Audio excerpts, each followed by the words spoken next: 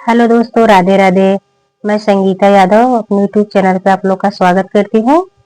दोस्तों, आप लोग के बीच में शादी विवाह में गाया जाने वाला गारी गीत लाई हूँ।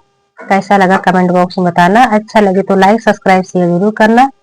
ज्यादा से ज्यादा वीडियो को सपोर्ट करना दोस्तों। धन्यवाद। तो चलिए अब आप लोग गारी सुनिए।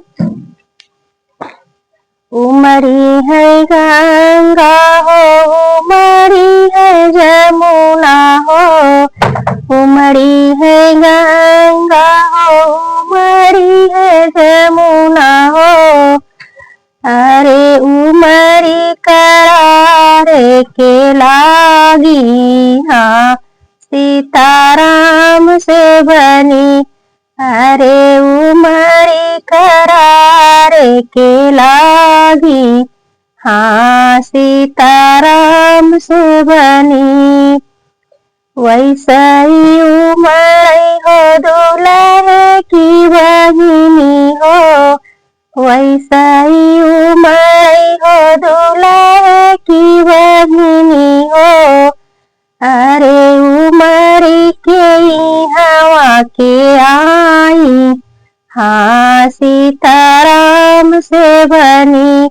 अरे उमड़ी के हवा के आई, हाँ सीताराम से बनी।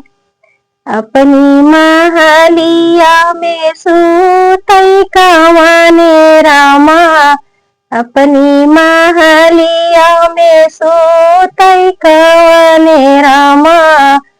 अरे सुतले में बिहली जगाई, हाँ सीताराम से बनी।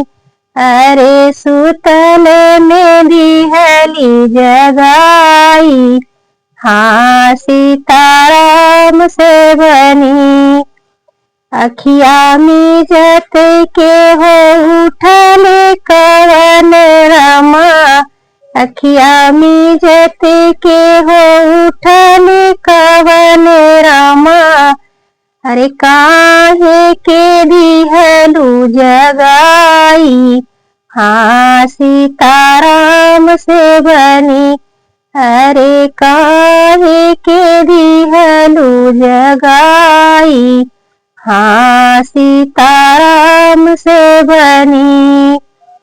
बोलत बतियाऊ तई होईगा सबेरवा हो, बोलतई बतियाऊ तई होईगा सबेरवा हो।